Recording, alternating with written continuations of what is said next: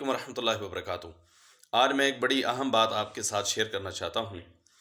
ضرورت پڑے تو ہم پاکستانی وہ مسلمان ہیں کہ جو برف کے ساتھ بھی وضو کر لیتے ہیں، اور ضرورت پڑے تو ہم درخت کے اوپر چڑھ کر بھی نماز ادا کر لیتے ہیں، اور اگر ضرورت پڑے تو ہم سوتے ہیں اور خواب میں ہمیں اللہ کے نبی صلی اللہ علیہ وسلم کا دیدار ہوتا ہے، اور بادلوں میں ہمیں اللہ کا نام دکھائی دیتا ہے۔ اور اسی طرح سے روٹی کے اوپر کبھی وہ توے کے اوپر جب وہ پک رہی ہوتی ہے تو اس وقت بھی اللہ اور اس کے رسول کا نام ہمیں دکھائی دیتا ہے۔